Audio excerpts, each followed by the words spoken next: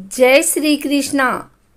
आज मंगलवार के दिन आइए सुनते हैं मंगलदेव की यह कथा।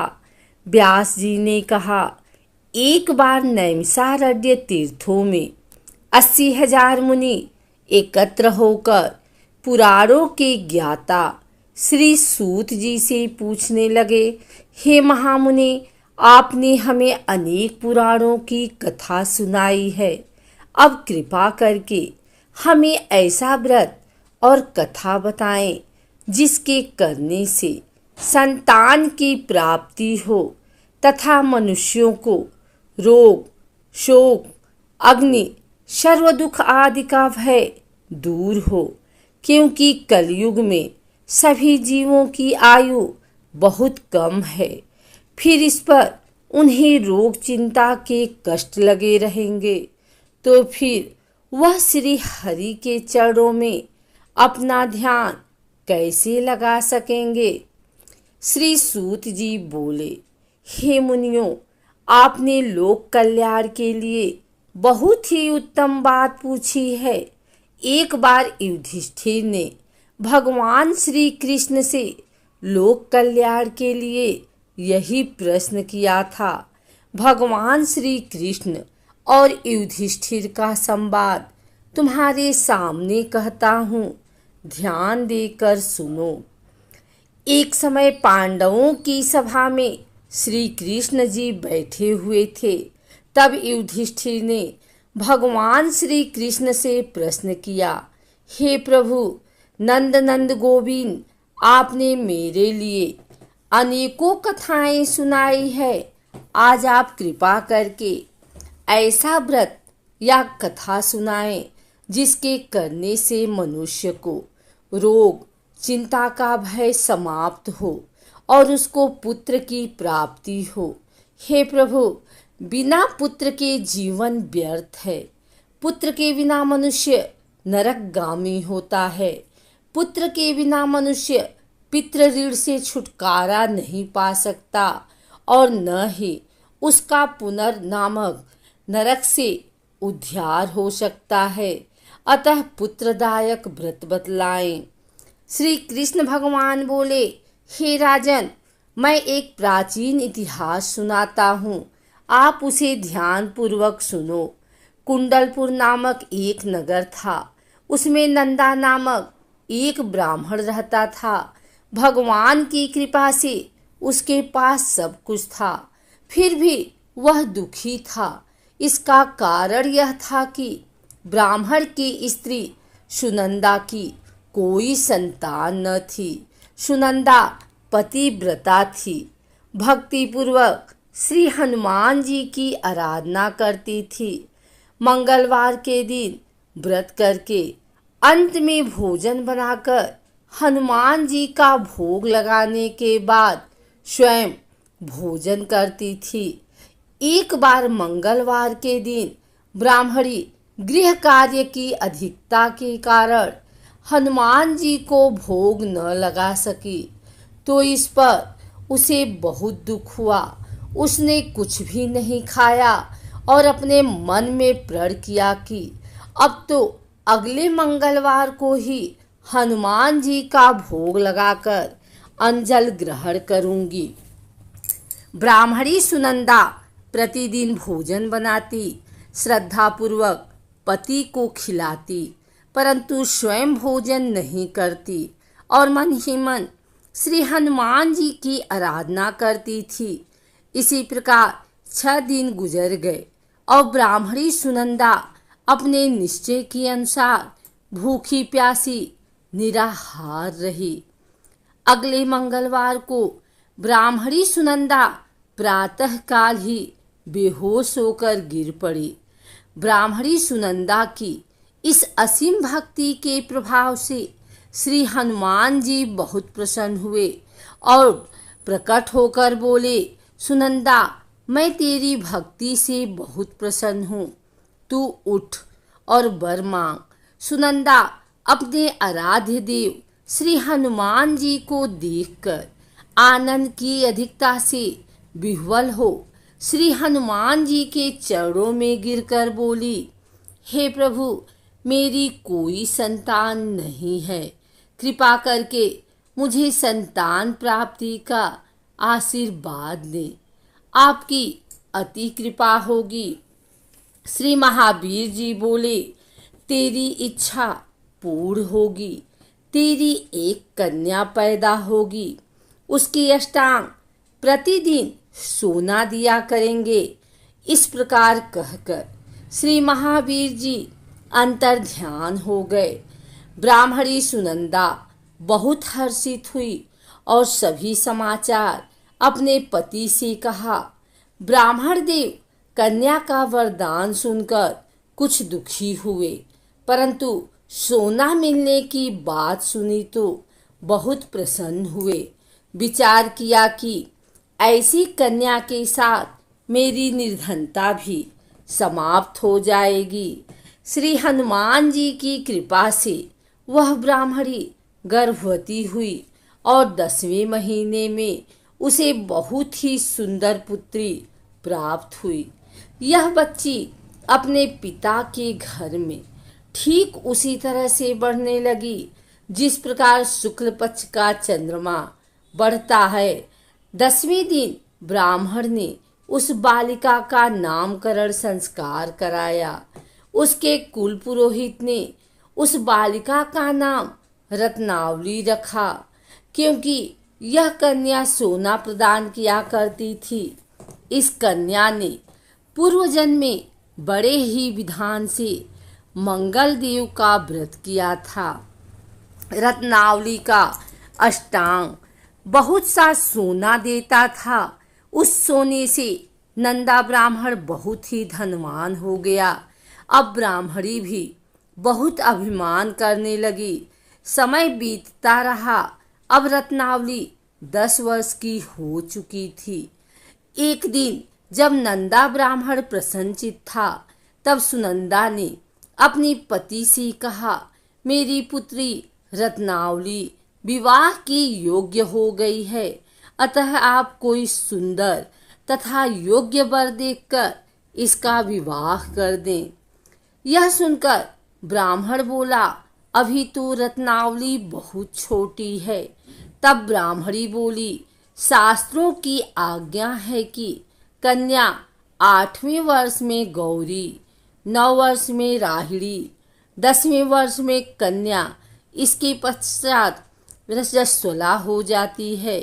गौरी के दान से पाताल लोक की प्राप्ति होती है। राहिणी के दान से वैकुंठ लोक की प्राप्ति होती है। कन्या के दान से इंद्रलोक में सुखों की प्राप्ति होती है। अगर हे पतिदेव रजस्वला का दान किया जाता है तो घोर नरक की प्राप्ति होती है। इस पर ब्राह्मण बोला, अभी तो रत्नावली मात्र 10 ही वर्ष की है और मैंने तो 16-16 साल की कन्याओं के विवाह कराए हैं, अभी जल्दी क्या है। तब ब्राह्मणी सुनंदा बोली, आपको तो लोभ हो गया है। शास्त्रों में कहा गया है कि माता पिता और बड़ा भाई रजस्वला कन्या को देखते हैं तो वह अवश्य ही नरकगामी होते हैं। तब ब्राह्मण बोला, अच्छी बात है, कल मैं अवश्य ही योग्य वर की तलाश में अपना दूत भेजूंगा। दूसरे दिन ब्राह्मण ने अपने दूत को बुलाया और आज्ञा दी कि जैसी सुंदर मेरी कन्या है वैसा ही सुंदर वर उसके लिए तलाश करो। दूत अपने स्वामी की आज्ञा पाकर निकल पड़ा। पंपई नगर में उसने एक सुंदर लड़के को देखा। यह बालक एक ब्राह्मण परिवार का बहुत ही गुणवान पुत्र था। इसका नाम सोमेश्वर था।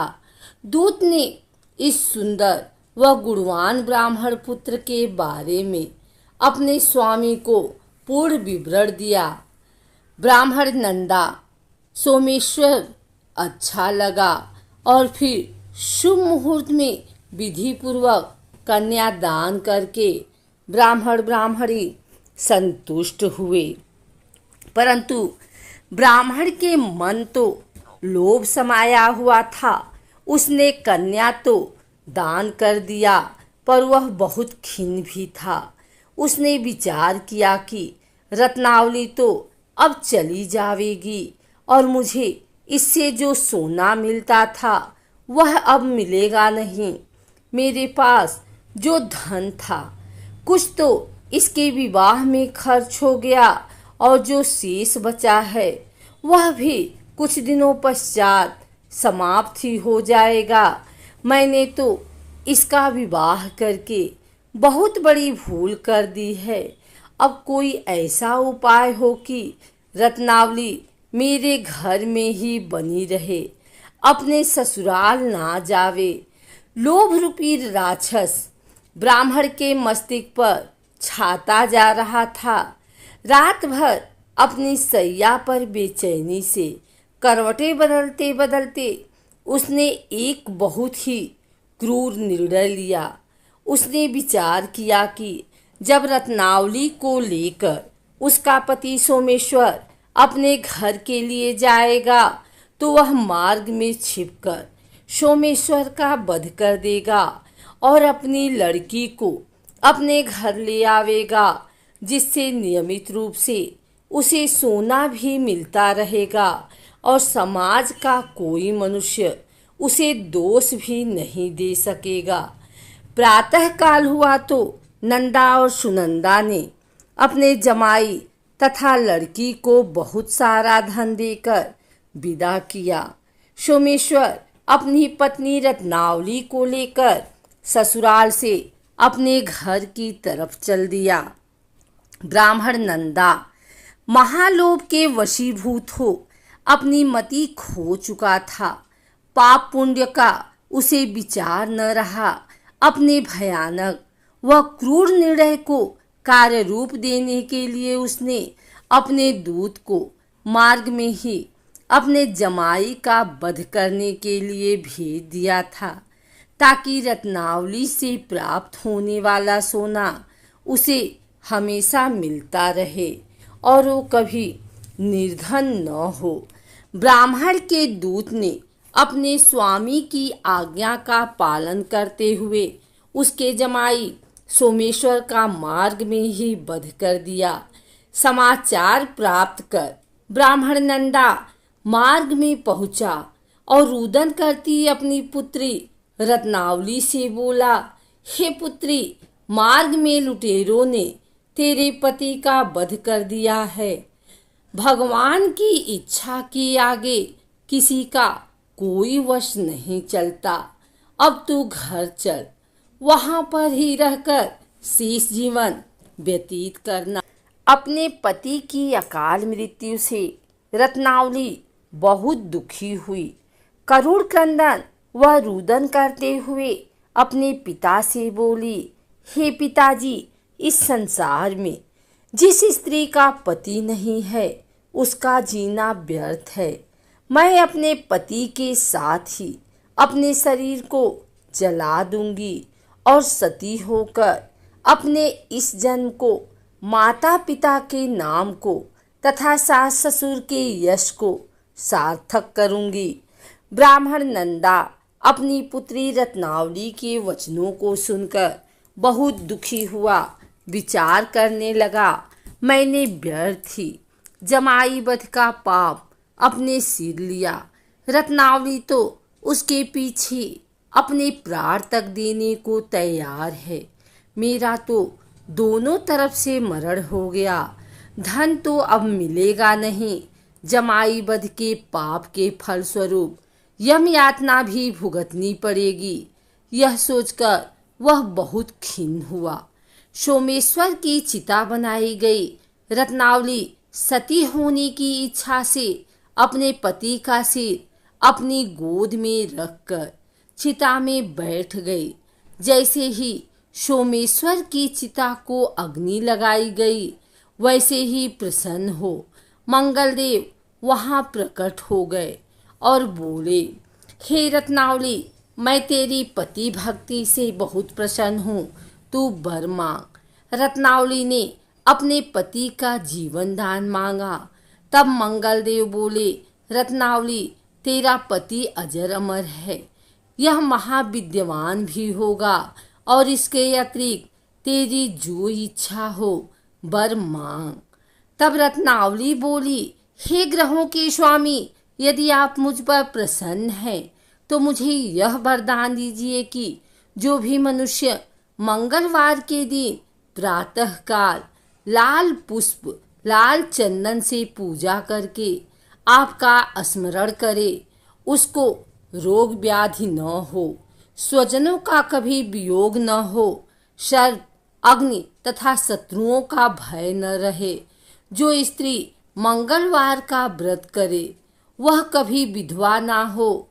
मंगलदेव तथास्तु कहकर अंतर ध्यान हो गए। सोमेश्वर मंगलदेव की कृपा से जीवित हो उठा। रत्नावली अपने पति को पुनः प्राप्त कर बहुत प्रसन्न हुई और मंगलदेव का व्रत प्रत्येक मंगलवार को करके व्रतराज और मंगलदेव की कृपा से इस लोक में सुख ऐश्वर्य को भोगते हुए अंत में अपने पति के साथ स्वर्गलोक को चली गई।